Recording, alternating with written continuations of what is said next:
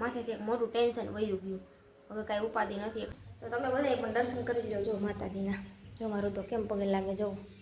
એ માતાજી જય રામ આપે જય સિયા રામ. તો કેમ છો બધા મજામાં? નહીં તો સ્વાગત છે તમારું મારા આજના નવા વિડીયોમાં. અને અટ્ટાણે છે ને ઘરેલમાં બપોર પછીના 3:30 વાગી ગયા છે. અને જો ચા પાણી પી અને નાહી ધોઈને ફ્રેશ થઈ ગયા. રૂને નવડાવ્યો, મેં નાહી લીધું. અને આજનું વાતાવરણ તો છે ને હાવ જો આવું કંઈક છે, વાદળા જેવું થઈ ગયું છે.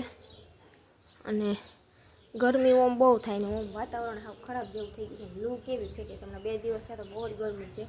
એ બહાર નીકળાતું નથી. જુનાગઢ ગયા હતા ને તો એ સવારમાં વહેલા જ આવતા રહ્યા હતા.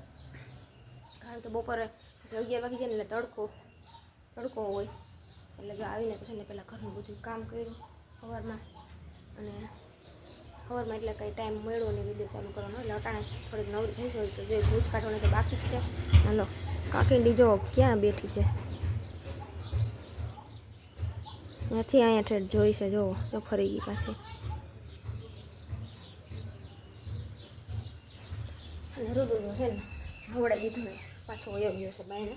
ધૂળ વીખો આવે, ધૂળ વીખા રાખશે પાછો એવો ને એવો ભરાઈ રહી. તો હવે તો ઉનાળો છે ને એટલે કાયમ નવરાવો જ જોઈએ. નકર તો છે ને ગરમી થઈ જાય એવું. ગરમી એટલી થાય છે ને. અને આ લેપ જો મેળામાંથી છે ને હું લેતા ભૂલી ગઈ હતી. મારો ભાઈ પછી મેડમ ગયો હતો ને મેં મગાવ્યા હતા. આવા 3 મગાવ્યા હતા બ્લુ કલરના. જો એક અહીંયા ઓસરીમાં રાખ્યો છે જો. અને એક આ રૂમમાં રાખ્યો છે જો. એટલે 3 મગાવ્યા હતા. હું લેતા ભૂલી ગઈ હતી પછી મને યાદ આવ્યું કે ભાઈ મેળામાં ગયો છે એટલે મેં છે ને મગાવી જ લીધા. અને કામમાં તો છે ને હમણાં તો એવું થાય છે ને કે મહેમાન ને કામ ને જવાનું બધું ભેગું થાય ને એટલે કામ તો ખૂટતું જ નથી. તો એ જોજે કપડાનો ઢગલો તો પડ્યો છે. સવારે ધોયા નહીં કપડાં તો એમને પડ્યા છે ધોવાના. હંકેલવાના ધોવાય તો ગયા છે. અને હજી કાલે સવારમાં એટલા કપડાં ધોવાના થાય. કારણ કે ઉનાળામાં બધે રોજ નાઈ ને કાંઈ નક્કી ન હોય દિવસમાં કંઈક તો 2 વાર નવાઈ જાય. એટલે કપડાં પછી ગરમીવાળા થયા હોય એટલે બદલાવા જ પડે. એટલે એવું બધું છે. તો કાલે છે ને સવારમાં કપડાં ધોવાના છે. અને એમ કહેવાય ને કે પિયરીથી સાસરી આવી ગયા આવવાનું મન તો ન થાય. માવતરનું ઘર કોને ન ગમે, પણ હવે લગ્ન થઈ જાય પછી તો એવું બધું હોય કે જવું જ પડે ફરજિયાત. ને મારે તો જો મારે હાહુ નથી એટલે મારે તો આવી જ જવું પડે. વધીને છે ને એક રાત રોકાઈ હગું. એમાં એક ગઈ હતી ને તો રસોઈ બનાવીને ગઈ હતી સાંજની. 3 વાગ્યાની બસમાં ગઈ હતી ને બપોરે જમવાનું બનાવ્યું તો એ સાંજની રસોઈ બનાવી નાખી હતી. અને સવારમાં પાછી વહેલી આવતી રહી. એટલે મજબૂરી છે. એટલે મજબૂરીના કારણે ન બહુ રોકાઈ હગું એવું બધું છે. તો હવે હાલો ફટાફટ છે ને પેલા ગુજ કાઢી લો. મોઢાનો ભાગ લઈ આવ્યો છે દુકાનેથી. આવું લઈ આવ્યો બતાય તો મરચા દોરેલા. આવું તું ખાઈ હગી હે? જય માતાજી. જય રામ આપી. જય રામ આપી. કેમ છો બધાય? મજામાં ને? તો વાંધો નહીં.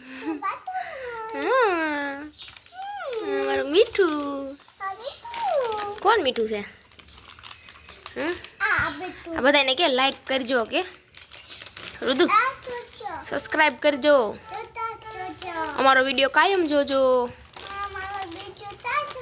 સપોર્ટ કરજો. હા થેન્ક યુ. કેમ હાલો બધા નાસ્તો કરવા. હા જો તમને દે રુદુ આલ્યો ખાવ એમ.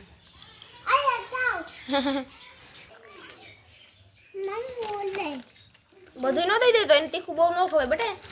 માંદી પડી જાય. તીખું ન ખાવા દે બહુ. કામીના મેની હાડુડી છે રોટલી નથી ખાતી. શું કરે અને એવું જ ભાવે જો. આલે